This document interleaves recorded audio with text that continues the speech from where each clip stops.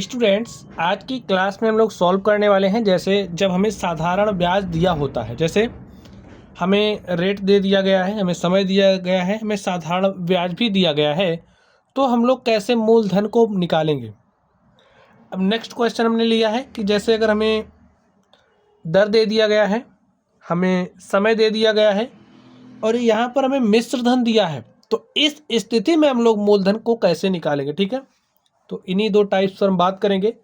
तो चलिए हम लोग क्वेश्चन को पढ़ते हैं और इसको सॉल्व करते हैं। आप लोग ध्यान से देखिए, इसमें क्या कहा जा रहा है।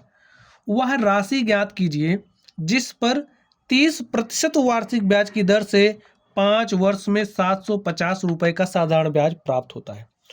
तो अब हमें क्या निकालना है, वो राशि निकालना है जिसको जब हम किसी को उधार दे रहे हैं तो उस राशि पर 3% वार्षिक ब्याज की दर से 5 वर्ष में जो साधारण ब्याज मिल रहा है वो 750 है।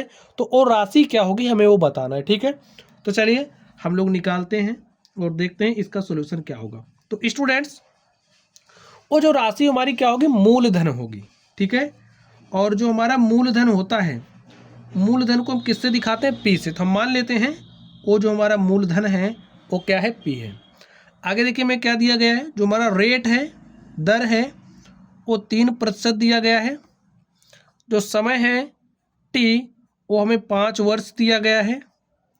आगे देखिए जो 750 रुपये है, क्या 750 रुपये का साधारण ब्याज। तो ये जो 750 रुपये हमारा साधारण ब्याज है, साधारण ब्याज को हम लोग किससे दिखाते हैं, एस आई से।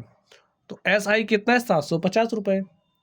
तो स्टूडेंट्स, हमारे पास फॉर्मूला होता है। फॉर्मूला क्या होता है, जो हमारा एस आई होता है, जो हमारा सिंपल इंटरेस्ट इसे कहेंगे। ठीक है, सिंपल इंटरेस्ट, साधारण ब्याज इक्वल टू होता है, मूलधन को पी से दिखाते हैं, मूलधन गुणे में दर, आर हो गया, इनटू में टी। ठीक है, समय बटे में 100, पी आर टी अपॉन में 100। आप लोग ऐसा याद कर सकते हो, या फिर साधारण ब्याज बराबर मूलधन गुणे दर गुणे समय बटे 100। अब आप लोग ध्यान से देखिए, इसमें आपको जो जो पता है उसका मान रख दीजिए। जैसे एस आई हमारा कितना है, 750 है, तो हमने यहाँ पर एस आई रखा। पी देखिए, पी को हमें निकालना है तो पी को आप वैसे ही रहने दो। आर हमारा 3% है, 3 लिखिए। टी कितना है, 5 वर्ष, तो यहाँ पर 5 लिख दीजिए बटे में 100। इसको आप सरल कर लीजिए, 5 से काटेंगे, 5 1 के 5, 5 20 में कितना हो जाएगा, 100। अब आगे आप लोग ध्यान से देखिए, यहाँ पर हो जाएगा 750। ये 20 यहाँ पर भाग के साथ है, तो यहाँ पर आएगा गुणे के साथ हो जाएगा, इक्वल टू 3 गुणे में पी। ठीक है, अब इसको काट दीजिए, 3 से काटेंगे तो 3 दूनी 6, 1 7, ये हो गया 15, 3 पचे 15, 3 शून्य 0। तो यहाँ से हमारे पास क्या आ गया, 250 गुणे में 20, 250 गुणे में 20 बराबर हमारा किसके आ गया, पी के। ठीक, यहाँ से आप पी का मान निकालिए, इसको सॉल्व करिए। 20 शून्य 0, 20 पंचे 100 के शून्य हासिल 10, और 20 दूनी 40, और हासिल हमने 10 जोड़ लिया, क्या हो गया, 50। तो समझ गए स्टूडेंट्स, 20 शून्य 0, 20 पंचे 100 के शून्य हासिल 10, 20 दूनी 40 और हासिल 10 50। जो हमारा पी है वो हमारे पास क्या आ गया है, 5000 रुपये। पी हमारा था क्या, मूलधन, यानी कि वो जो राशि हमें बतानी थी वो हमारी क्या है, 5000 है। तो लिख लीजिए, अतः वह राशि 5000 रुपये है। ठीक है स्टूडेंट, चलिए अब हम लोग इस क्वेश्चन नंबर 2 पर चलते हैं और देखते हैं इस 2 का सॉल्यूशन क्या होगा। तो क्वेश्चन पढ़िए, देखिए, वह धनराशि ज्ञात कीजिए। कौन सी, वह धनराशि जो 10% वार्षिक ब्याज की दर से। देखिए वार्षिक ब्याज, अगर आपसे सिर्फ ब्याज की बात की जा रही है तो आपको साधारण ब्याज ही समझना है। अगर इस पे से अगर भाई ब्याज कह रहा है तो आपको साधारण ब्याज समझना है। अगर लिख दे रहा है चक्रवृद्धि ब्याज तो चक्रवृद्धि ब्याज के लिए समझना है। तो यहाँ पर साधारण ब्याज की बात हो रही है। ठीक है, तो 10% वार्षिक ब्याज की दर से 7 वर्ष में 5100 हो जाएगी। वो जो राशि है 10% वार्षिक ब्याज की दर से 7 वर्ष में 5100 हो जाएगी। यानी कि हमें क्या दिया गया है, मिश्र धन। तो ये जो मिश्र धन है स्टूडेंट, क्या होता है आप लोग इसको समझ लीजिए। देखिए जो आपका मूलधन है, जैसे जो आपका मूलधन है उस मूलधन में जब हम ब्याज को जोड़ देते हैं, ठीक है, तो हमें मिश्र धन प्राप्त होता है। तो यहाँ पर ये जो राशि हमें दी गई है इसमें हमारा मूलधन भी शामिल है और ब्याज भी शामिल है, समझ गए। तो लिख लीजिए जो हमारा मिश्र धन है वो क्या दिया गया है 5100।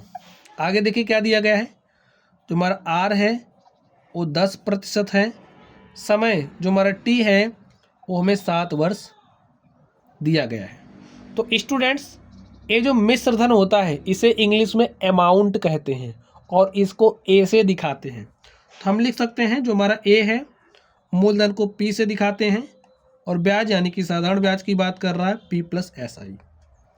और आगे ध्यान से देखिए हमारा जो ए है, ए का मान कितना दिया 5100, तो यहाँ पर आप 5100 लिख लीजिए प्लस बराबर लिखिए, बराबर में पी तो हमें निकालना है तो पी को आप वैसे ही रहने दो।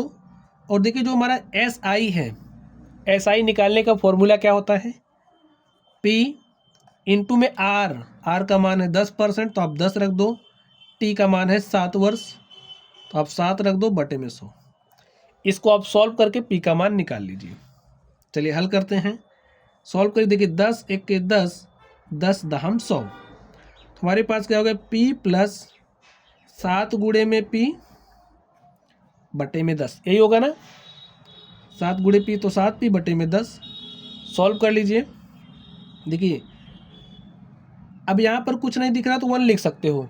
हर बराबर करने के लिए इस 10 से इसके अंश और हर में आप गुणा कर दीजिए ताकि हर बराबर हो जाए। जब हर बराबर होगा तभी आप जोड़ पाओगे। तो 10p प्लस 7p और बटे में 10 और यहाँ पर क्या है 5100।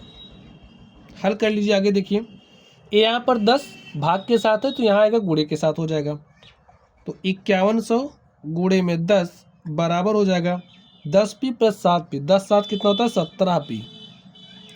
सॉल्व कर लीजिए। देखिए 17 है के 17, 17 तिया 51, 17 शून्य शून्य 17 शून्य शून्य, तो हमारे पास क्या आ गया 300 गुणे में 10 बराबर p। और यहाँ से जो हमारा p है 300 दाम कितना हो जाएगा 3000। तो स्टूडेंट आप देख सकते हैं इस तरीके से जो हमारा वो धनराशि थी, जो हमारा मूलधन था वो हमें निकालना था और हमने उसको निकाल लिया, ठीक है। वो हमारा क्या है 3000 रुपये। लिख लीजिए मैं क्या निकालना था पी हमने निकाला, हमारे पास क्या आ गया 3000 रुपये। तो इस तरीके से कॉन्सेप्ट का इस्तेमाल करके आप लोग मूलधन भी निकाल सकते हैं। जब आपको साधारण ब्याज दिया हो, जब आपको मिश्र धन दिया है तब भी आप लोग मूलधन को निकाल सकते हैं। तो स्टूडेंट्स इस तरीके से आज की क्लास में हमने मूलधन निकालना सीखा। तो चलिए आप लोग पढ़ते रहिए। Thank you.